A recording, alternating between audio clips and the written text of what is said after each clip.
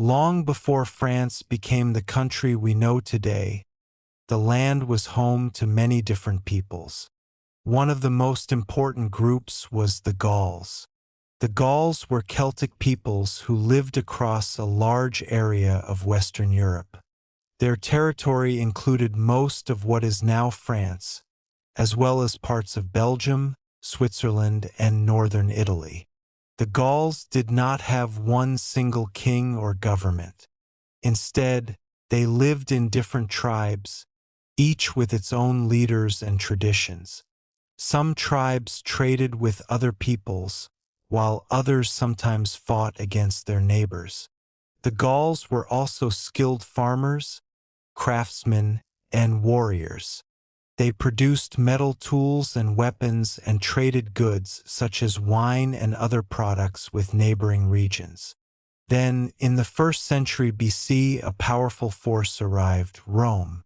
The Roman general Julius Caesar led a major campaign against the Gallic tribes. From 58 to 50 BC, Rome fought several battles across Gaul. One of the most famous Gallic leaders was Vercingetorix. He united several tribes and resisted the Roman army. In 52 BC, he and his forces fought Caesar at the Battle of Alesia. The Romans eventually defeated the Gallic resistance, and Gaul became part of the Roman world. This changed the region dramatically. Roman roads, cities, laws, architecture, and the Latin language influenced the people living there. Over many centuries, the local culture and Roman culture mixed together. This Roman influence would later become extremely important because the French language itself developed largely from Latin. But the story of France was only beginning. After the Roman Empire weakened, new peoples arrived, new kingdoms were created, and one group would eventually give its name to the country we now call France. That group was the Franks. The Franks and the birth of France. After the Roman Empire became weaker, the land of Gaul entered a new period of history. Different groups moved into the region, and one of the most important was the Franks. The Franks were a group of Germanic tribes who had lived near the borders of the Roman Empire. Over time, they became more powerful and expanded their control across much of Gaul. One of their most important leaders was Clovis I. Clovis became king of the Franks around the year 481. He was a strong military leader, but he also made an important religious decision. Around the late 5th century, Clovis converted to Christianity. His conversion helped strengthen his relationship with the Roman Catholic Church and with many Christian communities in Gaul. Clovis continued expanding his kingdom and eventually controlled a large part of what had once been Roman Gaul. After his death in 511, his kingdom was divided among his sons. Over the following generations, the Frankish kingdom changed many times. Later, another powerful family rose to prominence, the Carolingians. The most famous Carolingian ruler was Charlemagne, also known as Charles the Great. He became king of the Franks in 768 and later became emperor in the year 800. Charlemagne controlled a huge territory across Western and Central Europe. He supported education, religion, and administration, and his reign had a major influence on European history. After Charlemagne died in 814, his empire was eventually divided among his descendants. One important division came with the Treaty of Verdun in 843, which divided the Carolingian Empire into 3 parts. The western part became an important foundation for the future Kingdom of France. But France was still far from becoming the modern country we know today. The next centuries would bring powerful kings, castles, wars, and a gradual growth of the French kingdom. And the story was about to become much more dramatic. Medieval France. After the division of Charlemagne's empire, the western part gradually developed into what we now recognize as the Kingdom of France. In 843, the Treaty of Verdun created West Francia. Over time, its rulers became increasingly independent from the other parts of the former Carolingian Empire. In 987, Hugh Capet became king. He founded the Capetian dynasty, which would rule France for centuries. At first, the king controlled only a relatively small area directly around Paris. Many powerful nobles controlled their own lands and castles. The French kings slowly increased their authority. One important king was Philip II, also known as Philip Augustus. He ruled from 1180 to 1223 and expanded the royal territory considerably. Paris also became increasingly important as a political and cultural center. During the Middle Ages, France grew through both diplomacy and war.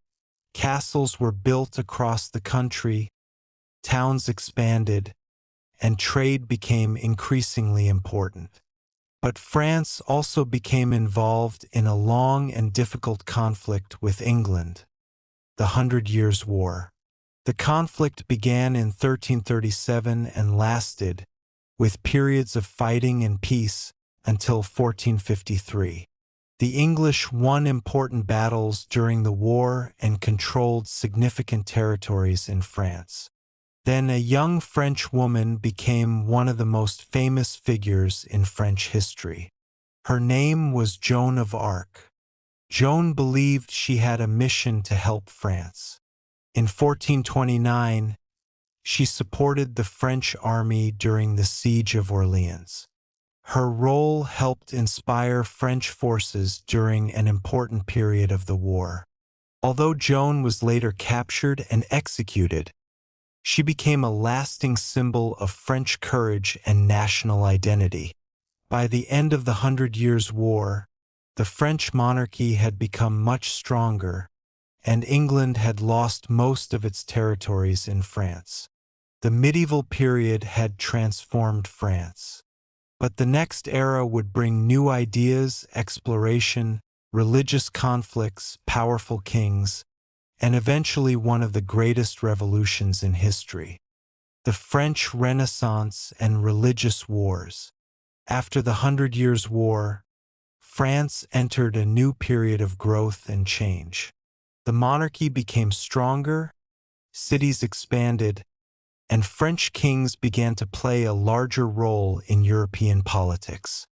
During the 1500s, France was influenced by the Renaissance, a cultural movement that began in Italy and spread across Europe.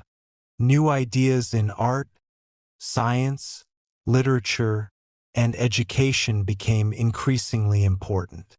French kings invited artists, architects, and scholars to their courts. They also built impressive castles and palaces. The Château de Chambord, for example, became one of the most famous symbols of Renaissance France. But this period was not peaceful.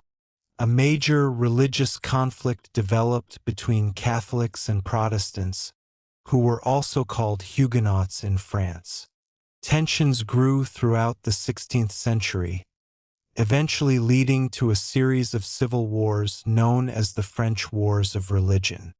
These conflicts caused enormous suffering and divided communities. One important turning point came when Henry of Navarre became King of France as Henry IV in 1589. He was originally a Protestant but later converted to Catholicism to help bring peace to the country. In 1598, Henry IV issued the Edict of Nantes, which gave French Protestants important rights and helped reduce religious conflict. France gradually became more stable. The monarchy continued to grow stronger, and during the next century, France would become one of the most powerful kingdoms in Europe. A new king would soon become famous for his enormous palace, his long reign, and his powerful control over the French state. His name was Louis XIV. Louis XIV and the Age of the Sun King. In the 17th century, France became one of the most powerful countries in Europe. Much of this change happened during the long reign of Louis XIV, one of the most famous kings in French history. Louis XIV became king in 1643, when he was only 4 years old. Because he was so young, his mother and advisors helped govern France during his early years. When Louis grew older, he wanted the monarchy to have strong control over the country. He became famous for the idea that the king should have great authority over the state. Louis XIV is often called the Sun King. He used the sun as a symbol because he wanted to represent the central role of the king in France. One of the greatest symbols of his power was the Palace of Versailles. Louis transformed Versailles from a royal hunting residence into a magnificent palace. It became the center of the royal court. Nobles were invited to live there or spend significant time there, allowing the king to keep a close eye on powerful members of the French aristocracy. Versailles became famous for its enormous gardens, beautiful rooms, artwork, and grand celebrations. Louis XIV also supported French culture. During his reign, France became an important center for literature, theater, art, architecture, and science. However, his reign was not only about luxury and culture. France fought many wars during his time as king, and these conflicts were expensive. The French government needed large amounts of money to maintain the army and support the growing state. Ordinary people carried much of the tax burden. Louis XIV died in 1715, after ruling France for more than 70 years. His reign had made France extremely powerful, but the country also faced serious financial and social problems.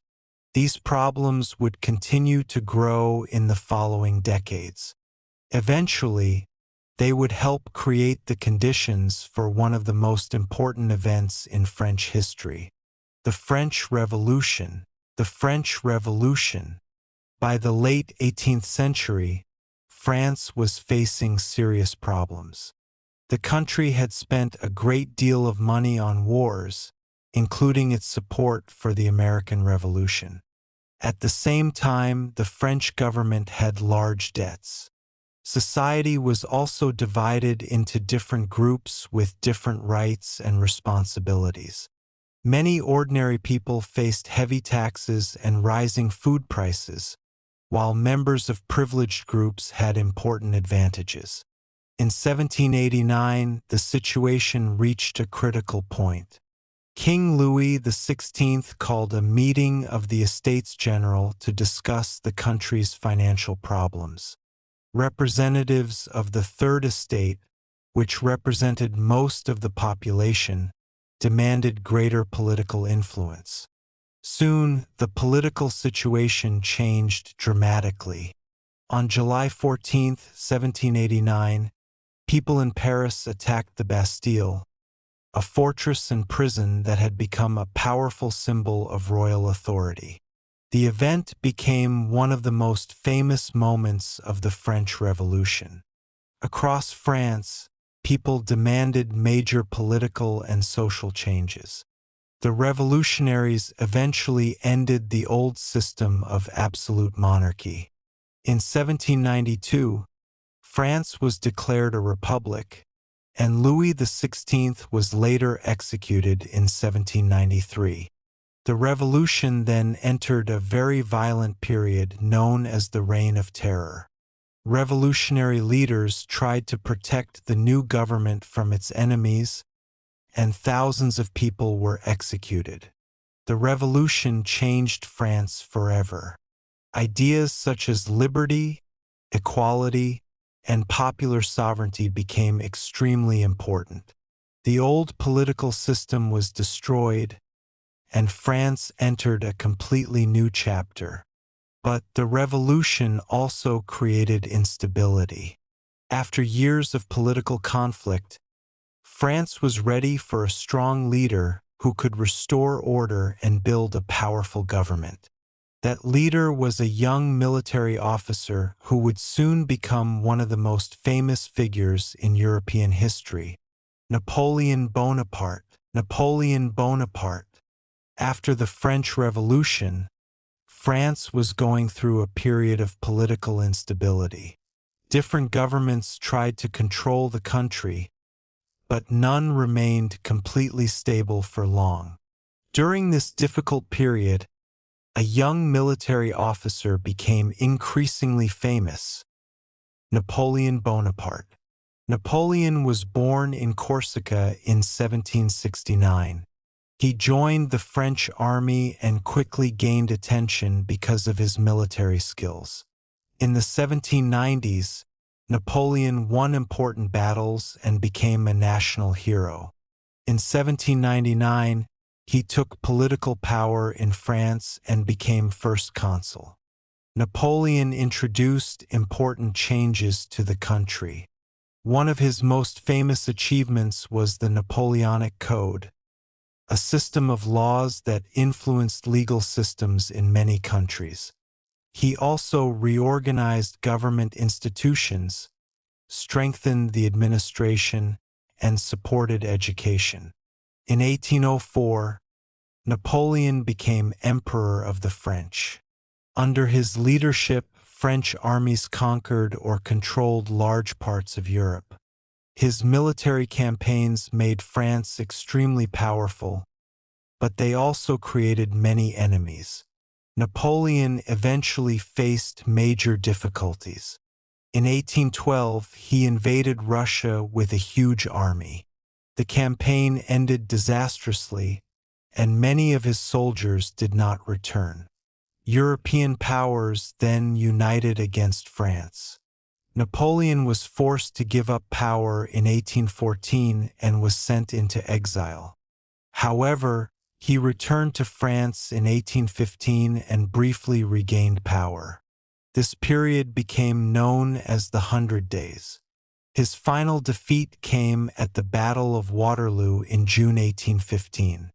After Waterloo, Napoleon was sent into exile again, this time to the island of St. Helena, where he died in 1821. Napoleon had changed France and Europe forever. But France's story did not end with him. The 19th century would bring new revolutions, new governments, industrial growth, and eventually the creation of the modern French Republic. France in the 19th century. After Napoleon's final defeat in 1815, France entered another period of political change.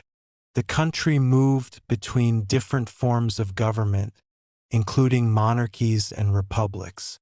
The Bourbon monarchy returned after Napoleon, but political disagreements continued. In 1830, another revolution forced King Charles X to leave the throne, and Louis Philippe became king. However, Louis Philippe's government also faced growing opposition. In 1848, another revolution took place. The monarchy ended, and the Second French Republic was established. This period was also a time of major economic and technological change. France began to industrialize. Factories expanded, railways connected cities, and new technologies changed transportation and communication. Paris also underwent enormous changes during the 19th century. Under Napoleon III, Paris was rebuilt with wider streets, new parks, public buildings, and modern infrastructure. Many features of the Paris we recognize today developed during this period. But France continued to experience political conflict. In 1870, France went to war with Prussia. France suffered a major defeat, and Napoleon III lost power. In 1871, the Third Republic was established. Although it faced serious challenges, it eventually became a lasting form of government. By the end of the 19th century, France had become a major industrial, cultural, and colonial power. French influence extended into parts of Africa and Asia, while Paris became one of the world's important centers for art, literature, and culture. But the 20th century would bring challenges unlike anything France had experienced before. Two world wars would transform France, Europe, and the entire world. France in the World Wars. At the beginning of the 20th century, France was a major European power. But in 1914, Europe entered a devastating conflict, World War I. France fought against Germany as part of the Allied powers. Much of the fighting on the Western Front took place on French and Belgian territory. The war lasted 4 years and caused enormous destruction. Millions of soldiers and civilians across Europe died or were affected by the conflict. In 1918, Germany was defeated and the war ended. France was among the victorious Allied countries, but the country had suffered tremendous losses and damage. Only about 2 decades later, another major war began. In 1939, World War II started in Europe. In 1940, German forces invaded France. France was defeated, and much of the country came under German occupation. A French general named Charles de Gaulle refused to accept defeat. From Britain, he called on the French people to continue resisting Germany. Inside France, resistance movements also developed. Ordinary people, soldiers, and underground groups worked against the occupation in different ways. In 1944, Allied forces landed in Normandy in northern France. This became a major turning point in the liberation of Western Europe. Paris was liberated in August 1944, and German forces eventually withdrew from France. The war in Europe ended in 1945. After World War II, France faced the enormous task of rebuilding its cities, economy, and political institutions. France also began to rethink its role in the world. Its colonial empire was changing, and many territories eventually became independent. At the same time, France became an important participant in the development of European cooperation. The country was moving toward a new chapter, one that would shape the France we know today. Modern France. After World War II, France entered a new era. The country had suffered great damage during the war, but it began rebuilding its cities, industries, and economy. In 1946, the Fourth Republic was established. However, political instability continued, especially because France was dealing with conflicts related to its colonial territories. In 1958, a major political change took place. Charles de Gaulle returned to political leadership, and the Fifth Republic was created. This is the political system France still uses today. During the second half of the 20th century, France experienced major economic and social changes. Cities grew, industries developed, and living standards improved for many people. France also played an important role in European cooperation. Along with other European countries, It helped build institutions that eventually developed into the European Union. Paris continued to be one of the world's most important cultural cities.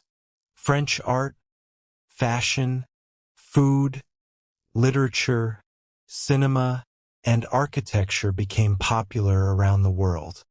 Modern France is also a diverse country. People with different cultural backgrounds live across the country, especially in large cities. Today, France is a republic with a president and a parliament. It is a major European country and a member of important international organizations. From the ancient Gauls and the Roman period to the Franks, medieval kings, the French Revolution, Napoleon, 2 world wars, and the modern republic, France has experienced an extraordinary history. Its history is filled with wars, revolutions, kings, ideas, discoveries, art, and cultural change. And perhaps the most interesting lesson from French history is this: countries can change dramatically over time, but their history continues to shape who they are today. Thank you for listening to the history of France. If you enjoyed this English history lesson, subscribe to the channel, like the video, and share it with someone who wants to improve their English. Keep listening, keep learning, and keep discovering the history of the world.